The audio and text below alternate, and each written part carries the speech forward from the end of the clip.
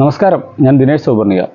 നമ്മളെ ചെണ്ടുമല്ലി വീഡിയോകളൊക്കെ പല ആളുകൾ കണ്ടിട്ട് കമൻറ്റുകൾ ഇടുന്നുണ്ട്. ഇന്നലെ വന്ന ഒരു കമൻ്റ് ആയിരുന്നു, നിങ്ങൾ പറഞ്ഞതുപോലെ ഇനിയും വല്ല വളങ്ങളും ഇടണമെന്ന്. അതായത് ഞാൻ പറഞ്ഞ വളക്രമം കുറച്ച് അധികമാണ്, ഇനിയും വല്ല വളങ്ങളും ഇടാനുണ്ടോ, എൻ്റെ ചെടികൾ വളമൊന്നും കൊടുക്കാണ്ട് തന്നെ പൂവിട്ടുമെന്ന്. അത് സത്യമാണ്. ആ മെസ്സേജിന് ഞാൻ നന്ദി പറയുന്നു. കാരണം ഒരു വളങ്ങളും ചെടികൾക്ക് കൊടുക്കാതെ തന്നെ ചെടികൾ പൂവിടും. പക്ഷെ നമ്മൾ ഉദ്ദേശിക്കുന്നത് ഓണത്തിന് വിൽപ്പനയ്ക്ക് അല്ലെങ്കിൽ പൂ കൃഷിയായിട്ട് ചെയ്യുകയാണ്. അപ്പോൾ നമ്മളൊരു ചെടി 2 രൂപ അല്ലെങ്കിൽ 5 രൂപ 10 രൂപ കൊടുത്തൊരു ചെടി വാങ്ങിയാൽ അതിൽ മാക്സിമം പൂവ് കിട്ടണം, എന്നാലേ നമുക്ക് ലാഭം ഉണ്ടാവുള്ളൂ. അതിന് നമ്മൾ ചെയ്യുന്നത് അടിവളം കൊടുക്കും. അപ്പോൾ ശരിക്കും സാധാരണ രീതിയിൽ അടിവളം വേണ്ട, മണ്ണിലെല്ലാ വളങ്ങളും ഉണ്ട്. അപ്പോൾ ചെടിക്ക് വളരാൻ വേണ്ട നൈട്രജൻ, ഫോസ്ഫറസ്, പൂവിടാൻ വേണ്ട പൊട്ടാഷ്, ഇത് ഒക്കെ മണ്ണിലുണ്ട്.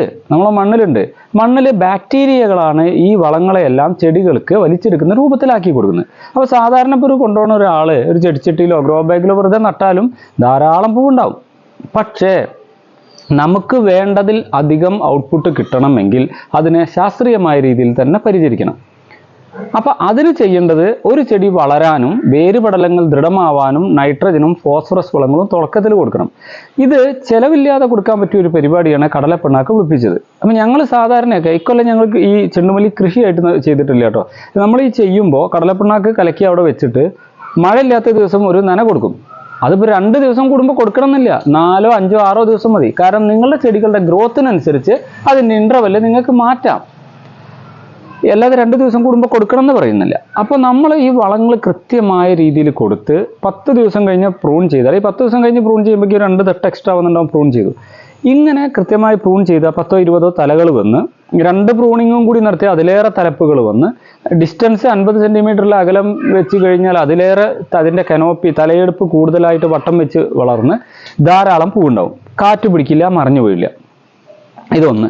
പിന്നെ 10 ദിവസം കഴിഞ്ഞാൽ 10 ദിവസത്തിൻ്റെ ഉള്ളിൽ ഒരു തവണ യൂറിയ കൊടുത്തു കഴിഞ്ഞാൽ ചെടികൾക്ക് ഒരു ബൂസ്റ്റിംഗ് ആണ്. ഒന്ന് പച്ചപ്പ് കിട്ടും ചെയ്യും, വളരെ വേഗത്തിൽ വളരും ചെയ്യും. അത് കഴിഞ്ഞ് അത് ഇല വഴി കൊടുക്കുക. അത് കഴിഞ്ഞിട്ട് ഒരു DAP ഒരു തവണ കൊടുക്കാൻ ഞാൻ പറഞ്ഞു. ആ DAP ഏറ്റവും കുറച്ച് തോതിൽ കൊടുത്തു കഴിഞ്ഞാൽ നൈട്രജൻ കണ്ടന്റ് കൂടിയതാണ് DAP, അതുകൊണ്ട് അങ്ങനെ പറഞ്ഞു. ഇനി ഇതൊന്നും ചെയ്യാത്ത ആളുകൾക്ക് ഫാക്ടംബോസോ കോംപ്ലക്സ് വളങ്ങളൊക്കെ കൊടുക്കാം. അപ്പോൾ ഇങ്ങനെ ഈ വളങ്ങളെക്കുറിച്ച് കൂടുതൽ പഠിക്കാൻ താല്പര്യമില്ലാത്ത ആളുകളും അറിയില്ലാത്ത ആളുകൾക്കുമാണ് ഈ ഇങ്ങനെ ഓരോ 2 3 പേരുകൾ നമ്മൾ പറഞ്ഞു കൊടുത്തിട്ടുള്ളത്. ഇത് സാധാരണ പച്ചക്കറി കൃഷി ചെയ്യുന്ന ആളുകൾക്ക് മാറ്റി കൊടുക്കാം. പക്ഷേ ഇതിൻ്റെ ഇടയിൽ പൊട്ടാഷ് കൂടിയ ഏതെങ്കിലും വളങ്ങൾ നമ്മൾ ഉപയോഗിച്ചാൽ ചെടി പെട്ടെന്ന് മൂപ്പ് വരികയും പൂവുണ്ടാവുകയും ചെയ്യും. അപ്പം നമുക്കൊരു എയിമുണ്ട്, ഇന്ന സമയത്ത് പൂ പൊട്ടിക്കണം, അതുവരെ ഇത് തഴച്ചു വളരണം, ഏത് സമയത്ത് മൊട്ട് വരാൻ തുടങ്ങണം. പിന്നെ ഇതെല്ലാം ചെയ്താലും നിങ്ങളെ മണ്ണിൻ്റെ ഗുണമേന്മയ്ക്കനുസരിച്ചാണ് നിങ്ങൾ കൊടുക്കുന്ന വളങ്ങൾ ചെടികൾ വലിച്ചെടുക്കാൻ സഹായിക്കുന്നത്. ഇപ്പോൾ മണ്ണിന് അത്ര ഒരു ഗുണം കുറവുള്ളൊരു സമയം വരികയാണെങ്കിൽ ഇല വഴി കൊടുക്കുന്ന വളങ്ങൾ കൊടുത്തിട്ട് ഫോളിയർ സ്പ്രേ കൊടുത്തിട്ട് വെക്കാം. ഇതുകൊണ്ടാണ് നമ്മൾ ആദ്യത്തെ 10 ദിവസത്തിൻ്റെ ഉള്ളിൽ വളം കൊടുക്കേണ്ട ഒരു രീതിയും അത് കഴിഞ്ഞിട്ടുള്ള രീതി വ്യത്യാസമാക്കി മാറ്റി പോകുന്നത്. അതിൽ 30-10-10 എന്ന് പറയുന്ന ഒരു മൈക്രോ ന്യൂട്രിയൻ മിക്സ് NPK പറയുന്നുണ്ട്. അത് കൊടുത്താലുള്ള ഗുണം, നമുക്ക് ഏത് മൈക്രോ ന്യൂട്രിയൻസ് ആണ് നമ്മളെ മണ്ണിൽ കുറവ് അല്ലെങ്കിൽ ഡെഫിഷ്യൻസി ഉള്ളത് എന്ന് നമുക്കറിയില്ല. അപ്പോൾ ഇതൊരു ലൈറ്റായിട്ട് 1 2 തവണ അടിച്ചു കൊടുത്താൽ അത് ചെടികൾ വലിച്ചെടുത്താൽ മൈക്രോ ന്യൂട്രിയൻസിൻ്റെ പ്രശ്നങ്ങൾ വരും. ഇപ്പോൾ അതിന് ഇനി എപ്സം സാൾട്ട്, മഗ്നീഷ്യം സൾഫേറ്റ് വേറെ ഇടണ്ട, ഇതെല്ലാം കൂടിയിട്ടുള്ളതാണ് ഇങ്ങനത്തെ സാധനങ്ങൾ. അപ്പോൾ നഴ്സറി ആയിട്ടല്ലാതെ വീടുകളിൽ ചെയ്യുന്ന ആളുകൾക്കും ചെടി വളർത്തുന്ന ആളുകൾക്കൊക്കെ ഇങ്ങനത്തെ ചെറിയൊരു ഇതാണ് ഇപ്പോൾ നമ്മൾ പറഞ്ഞു കൊടുക്കുന്നത്. അപ്പോൾ അത് കണ്ട് അത് മനസ്സിലാവാഞ്ഞിട്ടാണോ അതോ മനസ്സിലായിട്ട് നമ്മൾ പറയുന്നതിനെ കളിയാക്കുന്ന രീതിയിലാണോ എന്നറിയില്ല. ഇനിയും വളങ്ങൾ കൂടുതൽ കൊടുക്കാനുണ്ടോ ചോദിച്ചാൽ ഇല്ല എന്ന് തന്നെ പറയാം ഉത്തരം. ഇത് മതി. പിന്നെ പൂവിടേണ്ട ഘട്ടം വന്നാൽ പൊട്ടാഷ് വേണം. ഇനി കഴിഞ്ഞ തവണത്തെ കാര്യം പറയാം. കഴിഞ്ഞ തവണ പല ആളുകളും കൃഷി ചെയ്ത് ചില ആളുകൾക്ക് മൊട്ട് വരാതെ നിന്നിരുന്നു.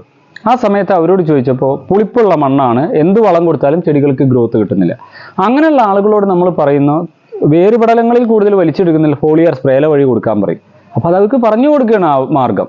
അങ്ങനെ ചെടീനെ ഒന്ന് ഉത്തേജിപ്പിക്കും.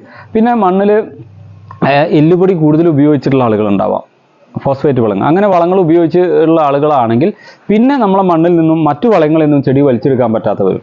അപ്പോൾ അങ്ങനെയുള്ളതിന് ധാരാളം വളക്കൂട്ടുകൾ ഇൻഡിവിജ്വലായിട്ട് പ്രത്യേകമായിട്ടും കൂട്ടായിട്ടുള്ളൊക്കെ വളക്കൂട്ടുകളുണ്ട്. ഇത് ഒരു തവണ നിങ്ങൾ ചെയ്ത് പരീക്ഷിക്കുക. അപ്പോൾ 10 ഗ്രോ ബാഗിൽ നിങ്ങൾ അല്ലെങ്കിൽ 10 ചട്ടിയിൽ വീട്ടാവശ്യത്തിന് വയ്ക്കുമ്പോൾ അത് നോക്കാൻ നേരില്ലാത്ത ആളുകൾ അവിടെ നട്ടുപോയാൽ എന്തായാലും പൂവിടും. കാരണം പ്രൂൺ ചെയ്യേണ്ട, ഏറ്റവും ടോപ്പിൽ വലിയൊരു പൂവുണ്ടാവും, സൈഡിൽ കുറച്ച് പൂവുണ്ടാവും. വളരെ കുറച്ച് പൂ ഒരു ചെടിയിൽ ഉണ്ടായിട്ട് ആ ചെടി കഴിയും. നമുക്ക് വേണ്ടത് ഒരു ചെടിയിൽ ധാരാളം കൊമ്പുകൾ വേണം, ധാരാളം പൂക്കൾ വേണം. ഇതുണ്ടാക്കാനുള്ളൊരു മാർഗമാണ് ഞങ്ങൾ ചെയ്ത് നോക്കി. ഇക്കൊല്ലം ചെയ്യുന്നില്ല എന്ന് പറഞ്ഞു. ഇതുവരെ ചെയ്തിട്ടുള്ള രീതികളിലും നമ്മളെ സുഹൃത്തുക്കളുടെ അടുത്ത് ചെയ്യുമ്പോഴും നമ്മളെ കമ്മ്യൂണിറ്റിയിൽ ചെയ്യുന്ന ആളുകളൊക്കെ ചെയ്യുന്ന രീതിയാണ് നിങ്ങൾക്ക് ഈ പറഞ്ഞു തരുന്നത്. അപ്പോൾ അത് ബുദ്ധിമുട്ടില്ലാത്ത ആളുകൾ അത് മനസ്സിലാക്കിയിട്ട് ചെയ്യുക. പിന്നെ ഓരോ തവണയും ചെയ്യുന്നത് ഡയറിയിൽ അല്ല ബുക്കിൽ എഴുതി വെക്കണം.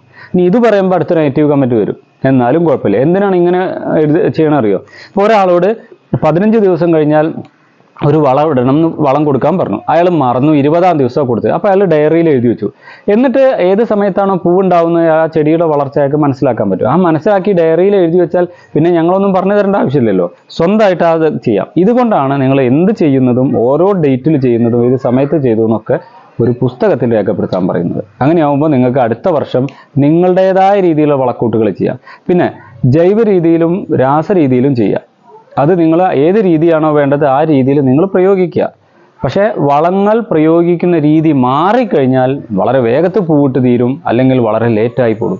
ഇനി നൈട്രജൻ വളങ്ങൾ അധികമായി കൊടുത്തു കഴിഞ്ഞാൽ ഉണ്ടാകുന്ന ഒരു പ്രശ്നം, ചെടി തഴച്ച് വളർന്ന് പോവും, പൂവുണ്ടാവാൻ ലേറ്റാവും.